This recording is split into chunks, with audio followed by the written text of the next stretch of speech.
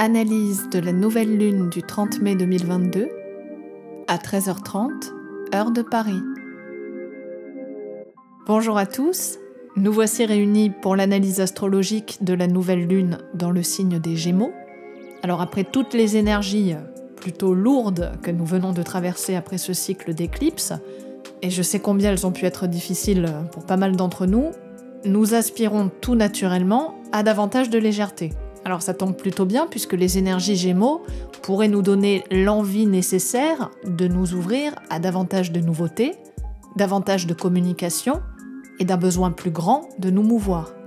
Cela dit, Mercure, qui est le maître de cette lunaison, est toujours rétrograde et s'en est retourné en Taureau jusqu'au 13 juin prochain.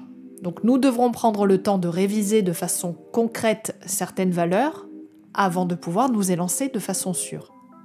Le nœud nord, en conjonction avec Mercure, nous indique là où nous devons nous focaliser, donc il est inutile de se précipiter, et si certains seront capables de faire preuve de mesure et surtout d'analyse avant de passer à l'action, d'autres auront plus de mal à prendre l'extérieur en compte et pourraient faire preuve de trop d'impatience et surtout de trop de superficialité dans leur raisonnement. Donc c'est une nouvelle lune qui nous demande de lutter contre trop d'agitation et à prendre en compte les autres et leur vision. Alors si vous êtes capable de faire preuve d'adaptabilité et de souplesse, vous pourriez être à même de bien vivre la période. Pour les autres, il va falloir un petit peu faire attention. Mais on va regarder tout ça en détail. Allez, c'est parti.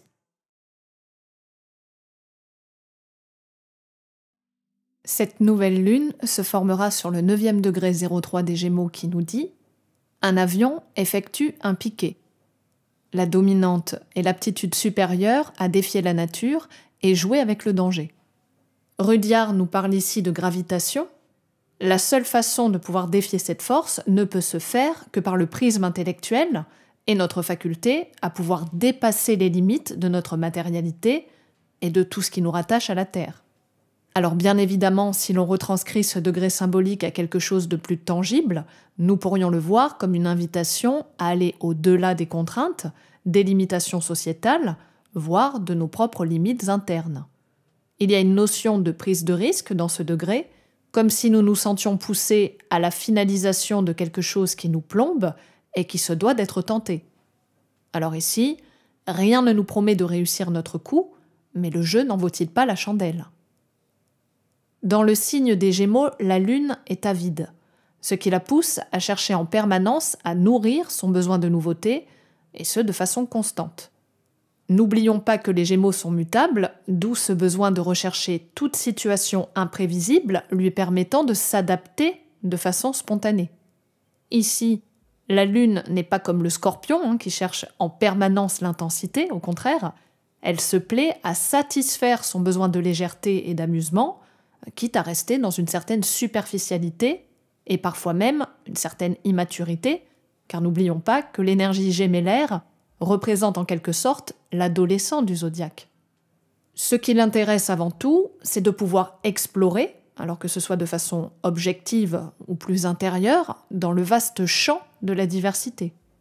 C'est une lune qui a du mal, par exemple, à se poser et à méditer des heures. Ce qui lui importe, c'est au contraire de dénicher la nouveauté pour pouvoir la communiquer à son tour. Il y a toujours une notion d'échange et de sociabilité importante qui peut, par trop d'excès, la pousser parfois à trop d'éparpillement.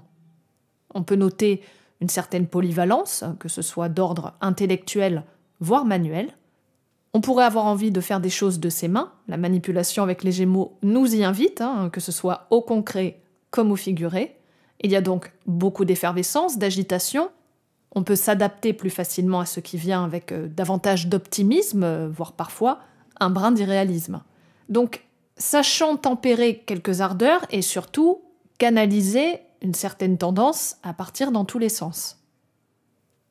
Le soleil, quant à lui, nous poussera à nous ouvrir davantage sur le monde extérieur. Nous pourrions rechercher plus de contacts et nous montrer plus disponibles qu'auparavant. Ici encore, les échanges seront priorisés et nous pourrions être à même d'allier l'intellect au feeling, la communication au charme pour arriver à nos fins. Certains privilégieront le pragmatisme, l'analyse détaillée et rationnelle, tout comme d'autres préféreront la sphère plus sensible, dirons-nous plus artiste, car ce signe est double et donc il peut jouer sur les deux tableaux. Quoi qu'il en soit, cette nouvelle lune dans les Gémeaux signe un cycle où la communication sera la règle d'ordre.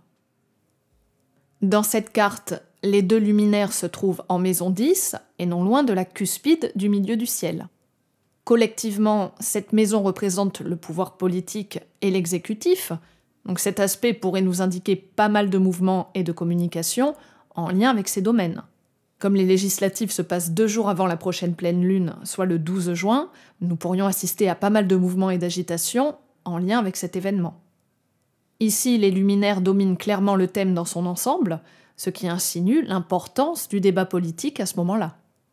Individuellement, tout dépendra de la maison où se passe cette nouvelle lune dans votre carte personnelle, bien évidemment.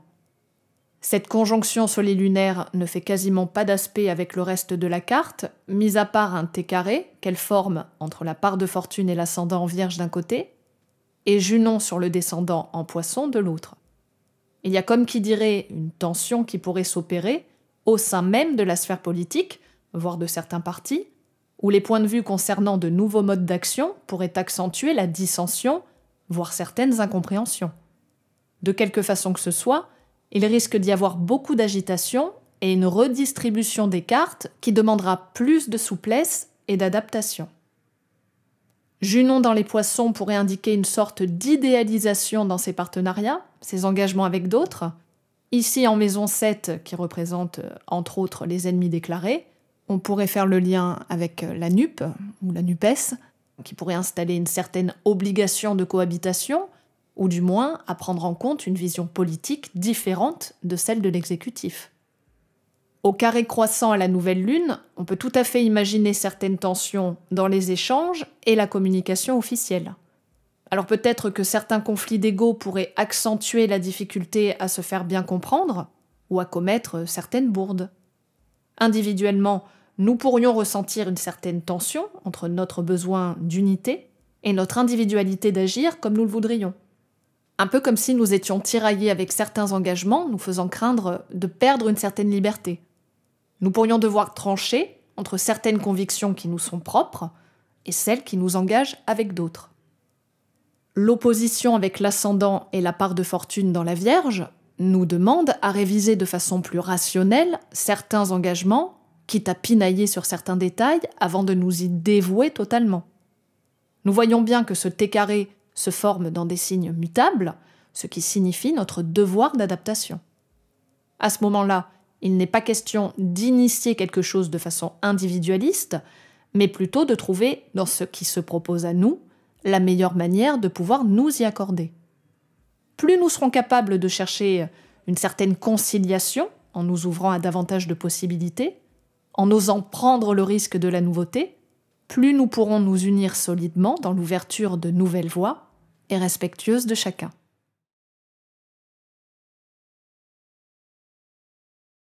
Mercure, qui est toujours rétrograde, se retrouve depuis le 23 mai dans le signe du Taureau, à 26,37 qui nous dit « Une vieille indienne vend aux passants la production artisanale de sa tribu.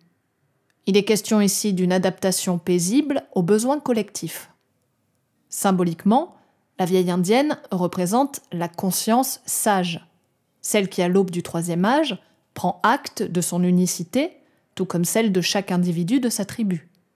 Nous sommes invités à nous ouvrir plus largement à la conscience collective, et cela dans un esprit serein et tolérant. En vendant la production de sa tribu, cette vieille femme participe individuellement pour le bien-être du groupe. Et n'est-ce pas ce qui manque cruellement à notre société, où beaucoup d'anciens ont par exemple voté pour un système de retraite plus long, alors qu'ils avaient bénéficié eux-mêmes d'un accès à la retraite à un âge plus jeune. C'est un exemple, ma foi, assez flagrant, qui dénote un manque de conscience collective et surtout de bienveillance envers les générations plus jeunes. Ce degré nous invite ici à donner de notre expérience, de notre sagesse, mais surtout de notre capacité de bienveillance et pas seulement à notre simple profit. Mercure se trouve ici en conjonction séparante avec le nœud nord. L'esprit collectif serait-il en train d'émerger de façon plus consciente à la nécessité de participer activement dans ce but ? Comme tout est duel et que toute énergie peut être utilisée de façon plus ou moins lumineuse, bien évidemment, cela dépendra de chacun et de son niveau de conscience. Comme vous le savez sans doute, l'astrologie est un domaine qui n'est pas seulement réservé aux belles âmes, et de nombreuses instances, même si personne n'en parle encore ouvertement, l'utilisent également pour surfer pour leur propre intérêt. C'est pourquoi il est parfois complexe de vous exposer toutes les possibilités que cela peut engendrer. Donc si certains seront capables de diriger leur esprit dans un but collectiviste, bien évidemment, il y a différents chemins pour le faire. Donc selon là où vous en êtes, et surtout vers où vous souhaitez aller, vous ne vivrez pas ces énergies de la même manière. Rappelez-vous seulement que toute action, toute pensée, tout échange basé sur la peur, quelle qu'elle soit, ne pourra aller en direction du nœud nord en taureau. Le degré nous parle d'une adaptation paisible, ce qui sous-entend d'avoir confiance et donc de ne pas avoir peur. Et comme nous vivons dans une société où la peur règne en permanence et ce de façon exponentielle, il serait bien naïf de penser que tout le monde sera en capacité de le manifester de la meilleure manière. Dans cette carte, Mercure se trouve en maison 9 qui nous renvoie à l'étranger, tout comme à la politique étrangère. C'est une maison qui nous parle aussi de la science et de certaines hautes instances. Donc Mercure, qui est le gouverneur de cette carte, puisque l'ascendant est en Vierge et la nouvelle lune en Gémeaux, prend toute son importance dans ces domaines. La planète est toujours rétrograde et elle est revenue sur les terres du Taureau pour revoir de façon plus pragmatique certains détails sur lesquels nous serions peut-être passés trop rapidement. Vénus, qui gouverne le Taureau, teinte la volonté mercurienne de réviser certaines valeurs sur lesquelles nous devons collectivement nous diriger. Je fais référence ici au nœud nord en Taureau. Donc si vous préférez, Mercure et Vénus sont les deux planètes les plus importantes de cette nouvelle lune, puisque ce sont à travers elles que nous pourrons démarrer un nouveau cycle, et sur cette carte, en lien avec notre système politique, et cela bien au-delà de nos frontières. Là encore sur votre thème, repositionnez ces planètes selon là où les maisons où elles se trouvent. Le carré décroissant à Saturne dans la maison 6 nous parle de notre quotidien, tout comme de certaines obligations, certains devoirs, en lien avec la santé par exemple. Nous voyons déjà que les sujets autour d'une dose de vaccin supplémentaire, tout comme du pass numérique, de nouveaux variants ou de nouvelles maladies déboulent sans prévenir, donc je pense à la vérole du singe, qui dans les médias a suscité une flambée d'articles susceptibles d'effrayer une fois de plus la population, et de la travailler doucement dans le sens du vent. Cet aspect pourrait également susciter certaines tensions entre notre désir de nouveauté et d'émancipation face à la peur d'un certain contrôle extérieur. Donc beaucoup d'entre nous pourraient se sentir tiraillés à s'avancer vers de nouveaux projets, de nouveaux engagements, tant que la crainte subsiste d'être stoppés net par certaines décisions extérieures. J'entends beaucoup de gens en ce moment se poser beaucoup de questions et ils n'osent toujours pas entreprendre quelque chose. Ils craignent l'arrivée d'un nouveau virus, la résurgence du pass sanitaire, la peur d'une guerre encore plus terrible, tout comme celle de la perte de certaines ressources matérielles. Alors tout ceci est bien normal et tout à fait humain, mais le temps nous demande à prendre certains risques. Alors tous ceux qui comptent attendre le bon moment pourraient de plus en plus mal le vivre, car celui-ci ne viendra jamais, et surtout s'il s'en réfère à ce que les médias ou notre gouvernement nous dit. Et c'est bien là le défi de ce carré décroissant à Saturne, qui nous oblige à nous libérer de certaines contingences extérieures qui ne sont toujours que le reflet de nos propres limitations internes. Il nous est demandé de faire le tri entre tout ce que nous entendons, car cette lunaison dans les Gémeaux prépare la période où Mars entrera dans ce signe et fera une très longue rétrogradation qui durera plusieurs mois, et qui très probablement nous plongera dans un torrent d'informations, de contre-informations et de très fortes divisions avec lesquelles nous ne devrons pas sombrer. Donc Mercure rétro en Taureau peut nous aider en ce moment à ne pas nous laisser submerger et à réfléchir de façon tangible et surtout empirique. Nous sommes invités à nous focaliser sur certaines choses, à ne pas nous disperser et surtout ne pas céder à la peur ou à la frustration. Donc, quelle que soit la maison où Mercure se trouve dans votre thème personnel, tentez de relativiser ce qui se doit d'être révisé avant de pouvoir aller plus loin. Le sextile décroissant à Neptune nous aide à nourrir notre mental de certains idéaux, voire même certaines inspirations. Alors ici, d'ordre collectif, car l'aspect est décroissant, et donc tout à fait en lien avec la symbolique du degré sabian. Comme j'ai déjà pu vous le dire plusieurs fois, nous sommes arrivés à un moment où nous ne pouvons plus agir seulement pour nous-mêmes. Le temps de l'individualisme n'est plus, et même si le vieux monde continue à prôner certaines illusions, le temps est venu à une vision plus transversale de notre monde, où l'union juste nous permettra d'avancer plus paisiblement vers de nouvelles terres. Le trigone décroissant à Pluton nous pousse à transformer de façon radicale nos modes de vie, notre façon de communiquer, de nous mouvoir et notre vision d'une nouvelle collectivité. Nos valeurs individuelles, notre créativité personnelle se doivent d'être utiles et pas seulement pour notre compte. Tout ceci nous indique que de nouvelles tribus, donc des groupements de gens susceptibles de partager une vision commune, pourraient se former davantage à partir de cette lunaison, ou du moins seraient plus à même de se reconnaître pour commencer à regarder ensemble dans la même direction.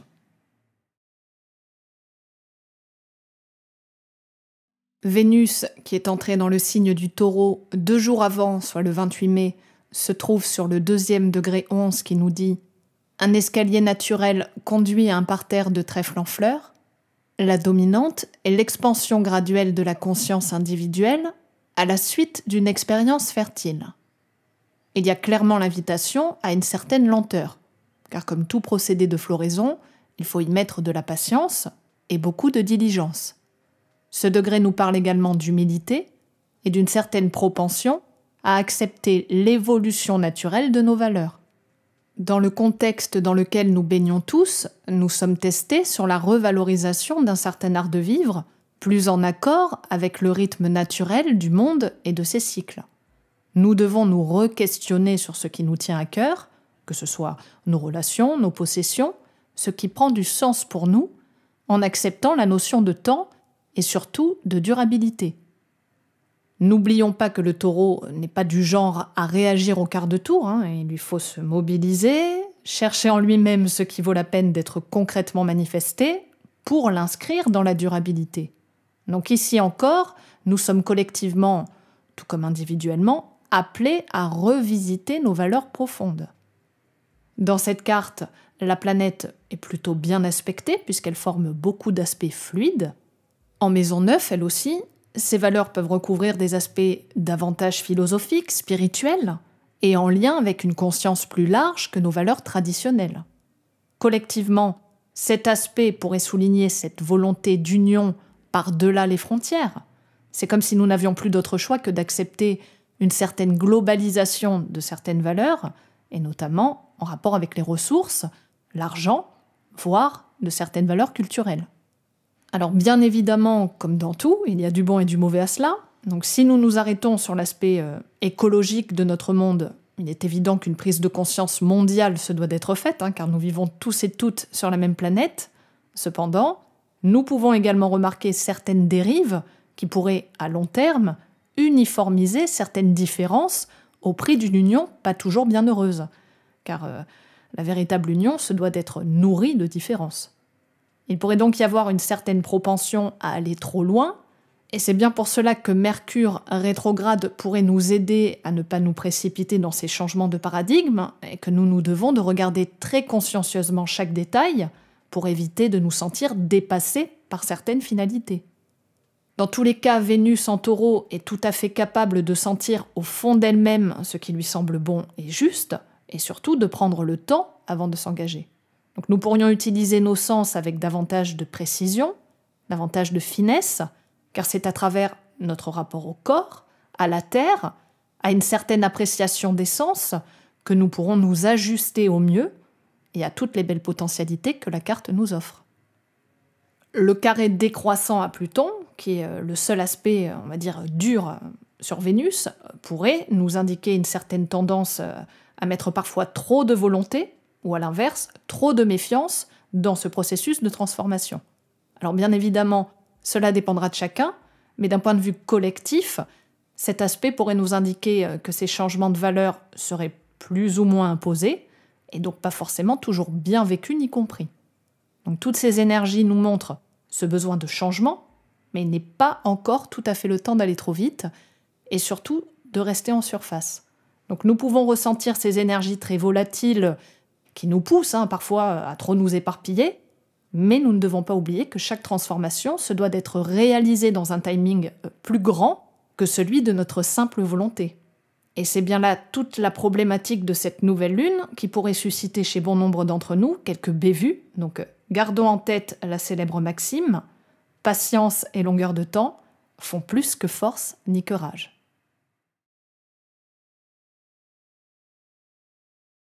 Mars forme une conjonction avec Jupiter dans le signe du Bélier, qui s'est formée très exactement la veille, sur le 4e degré qui nous dit « Deux amoureux flânent sur un chemin écarté ». La dominante est la polarisation progressive des énergies, nécessaire à l'accomplissement de notre fonction dans la vie. Ici, le couple représente notre dualité, tout comme une pile qui possède un côté positif et négatif. Selon Rudyard, avant de pouvoir intégrer notre conscience dans un monde plus vaste, nous devons de nous isoler un temps pour recouvrir en quelque sorte notre entièreté. Souvent, les couples ont tendance à dire de l'autre « ma moitié », comme si nous n'étions nous-mêmes pas complets.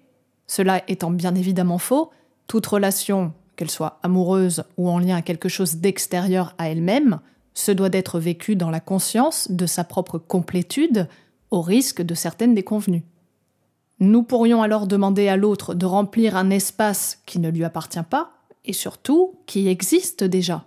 Alors si l'on retranscrit cette symbolique à notre rapport au monde, nous devons de nous découvrir individuellement dans notre propre dualité, qui nous permettra par la suite de bien meilleures relations avec l'extérieur.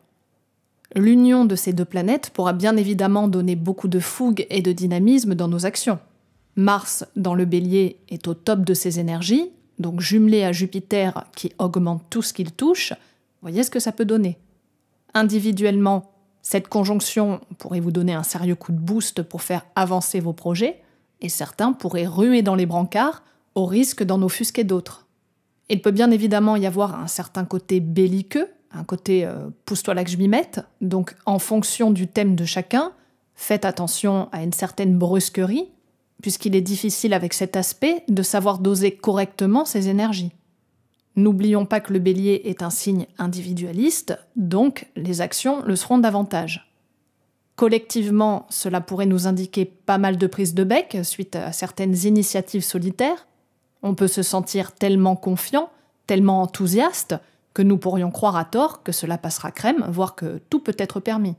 Donc je reste circonspecte sur cette conjonction, surtout au vu du contexte dans lequel nous vivons, et qui pourrait réveiller pourquoi pas des actions soudaines à consonance militaire, puisque le Bélier est par essence un signe martial.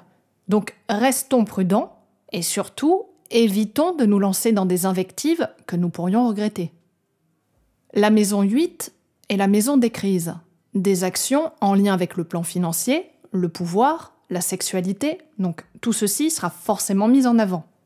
D'un point de vue national, cela pourrait être en lien avec notre indépendance et notre collectivité. Donc il ne serait pas impossible que de nouvelles lois avec Jupiter surgissent rapidement. Tout ce qui touche à l'importation, l'exportation, les contrats avec l'étranger pourraient également être de la partie. D'une manière ou d'une autre, nous pourrions assister à des actions éclairs qui pourraient déstabiliser notre système. Cette conjonction est cependant au carré croissant à Lilith dans le Cancer, ce qui nous indique bien que la fougue sera plus ou moins contrecarrée par la crainte. Ce signe nous renvoie à notre sentiment de sécurité. La Lune, qui en est le maître, représente la nation qui peut ressentir des peurs prégnantes au cœur même de son identité. Cérès conjoint à Lilith nous demande pourtant à sacrifier quelque chose, trouver un compromis juste et équitable pour le bien de tous. Et c'est bien de cette façon que nous serions à même de pouvoir y trouver une certaine satisfaction, car la part de fortune est conjointe à l'ascendant Vierge, qui est le maître de Cérès. Tous ces aspects nous indiquent que des changements sont nécessaires et qu'inévitablement, ils toucheront la classe politique et donc le destin de la nation. Cependant, les astres nous indiquent à trouver la juste mesure, celle qui se situe idéalement entre les idéaux et la raison. Uranus, sur le 16e degré 13 du Taureau, nous dit « épée et torche s'affrontent en une joute symbolique. La dominante est que tout chercheur refusant de dépendre du passé se fait chevalier en reprenant le flambeau de l'éternel grand combat. Ici, Rudyard nous parle de dualité. En ces temps présents, personne ne pourrait nier que celle-ci n'agisse, que ce soit à l'intérieur comme à l'extérieur de nous. Ce degré nous invite à sonder en nous-mêmes nos propres divisions. Il y a presque une idée de simplification de ce qui pourrait nous paraître trop complexe. En se polarisant sur nos valeurs, nous pourrions être à même de déceler notre dualité. Et ces temps Gémeaux pourraient nous aider à accepter que nous ne sommes pas forcément faits d'un seul bois, et qu'au lieu de lutter contre, autant lutter avec. Uranus est plutôt bien aspecté dans cette carte. Sa conjonction avec le nœud nord nous indique clairement que la voie à suivre doit se faire au travers certains bouleversements inéluctables. Alors nous en avons parlé maintes fois et cette invitation est loin d'être terminée, puisque Saturne continue à bloquer des 4 fers et ce pour quelques mois encore. Donc il peut être toujours très compliqué d'accepter le changement. Et ici en maison 9, Uranus nous enjoint à transformer nos conceptions de façon très pragmatique puisque cela se passe en Taureau. Nous ne pouvons pas seulement changer intérieurement, nous devons mettre en pratique nos nouvelles conceptions pour les installer durablement dans la matière. Et comme Uranus fait face au nœud sud dans le Scorpion, nous pouvons jongler entre ces nouvelles aspirations et nos anciens modes de fonctionnement basés sur la peur et la dépendance. Nous devons en quelque sorte défusionner de nos anciens schémas, et Pallas, non loin d'Uranus, peut nous aider à trouver les bonnes stratégies pour y parvenir. Alors je ne vous cacherai pas que ces aspects peuvent également contenir certaines énergies guerrières. Certains pourraient avoir du mal à rester calmes, et risquent de faire preuve d'actes disruptifs s'ils ont du mal à canaliser leurs élans.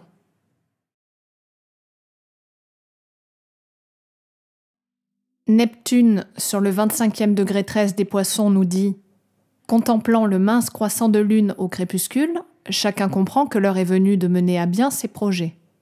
La dominante est d'apprécier à leur juste valeur les répliques que nous adressons aux défis de l'existence. » Alors ce symbole nous parle du stade de début de lunaison et de toutes les potentialités qu'elle peut éveiller chez chacun d'entre nous. Ici, Rudyard nous dit bien qu'un même influx cosmique provoquera une réaction différente chez tout homme. Il y a la notion d'individualisme qui, elle aussi, peut amener le bon comme le mauvais. L'individualisme peut soit mener vers le totalitarisme, soit s'orienter vers l'acceptation de la différence. Donc une fois encore, nous nous devons de réfléchir très attentivement vers ce que nous désirons et les conséquences qui en résulteraient. En maison 7, Neptune tend à idéaliser ses engagements. Alors cela peut nous pousser à nous dévouer, et parfois de façon sacrificielle, au risque de certaines désillusions. Dans cette maison, nous devons savoir distinguer le rêve de la réalité, car tout ce que nous projetons sur les autres n'est pas toujours ce que nous croyons d'eux. Donc je me méfierai davantage de cette position au cours d'une lunaison dans les Gémeaux, qui pourrait nous indiquer certaines manipulations. Si nous n'y prenons pas garde, nous pourrions être amenés à ne pas voir au-delà du masque et nous faire complètement berner. Donc là aussi, ne nous pressons pas pour nous lier à la va-vite et tentons au préalable d'examiner scrupuleusement chaque petite ligne, quitte à être un peu enquiquinant. Dans cette carte, la planète ne forme que des aspects fluides, et notamment avec les nœuds lunaires, Pluton, Mercure et Vénus. Donc je ne détaillerai pas chaque aspect pour ne pas faire trop long, mais tout ceci nous indique que la période est riche pour trouver de nouvelles inspirations. Nous pourrions même nous sentir guidés, et les artistes pourraient à ce moment-là ressentir jaillir un nouvel élan. Tentons de maximiser Neptune pour ne pas nous noyer dans ces flots vaporeux, donc notons, consignons tout ce que la planète peut nous envoyer comme idées créatives, puis avant de les mettre en pratique, tentons de les passer au tamis de la logique dans son utilisation pratique. Ici, il n'est pas seulement question de théorie, si belle soit-elle, car nous aurions vite fait de nous laisser emporter au large ou jeter à la mer par des compagnons pas toujours fiables. Le semi-sextile décroissant exact qu'il forme avec Saturne pourrait nous aider à structurer certains idéaux.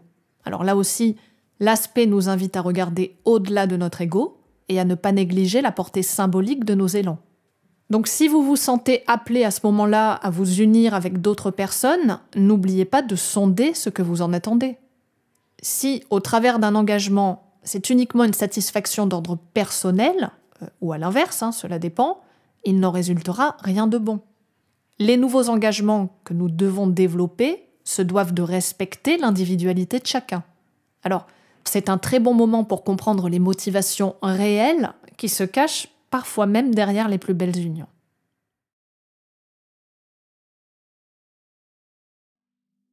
Les nœuds lunaires se situent quant à eux sur l'axe 3-9 de cette carte. Nous sommes invités à trouver la balance entre nos idées et nos concepts, notre façon d'échanger et l'essence même de nos propos. Cet axe nous ramène lui aussi au questionnement que nous devons avoir durant cette lunaison, où notre mental sera au premier plan. Alors ce peut être de façon très simple, mais nous devons savoir nous interroger sur le pourquoi de nos échanges et qu'en attendons-nous profondément.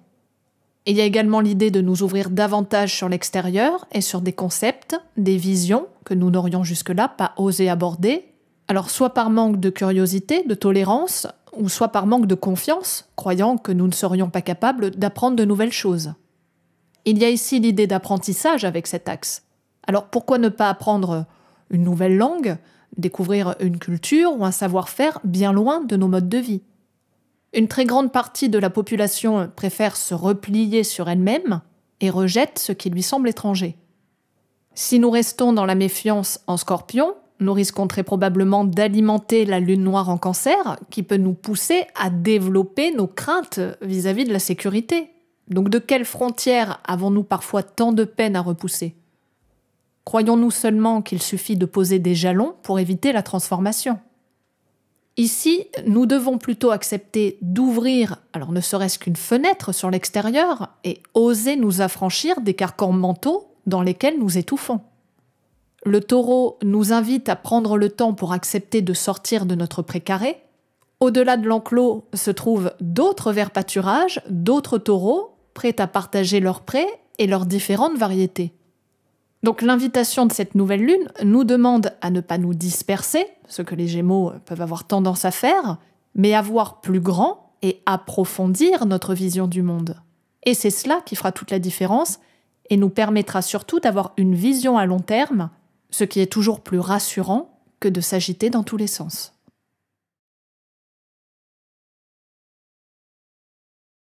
Si l'on additionne tous les chiffres de cette carte, nous obtenons le numéro 14, et donc réduit au 5, qui correspond aux lames de la tempérance et du pape dans le tarot de Marseille.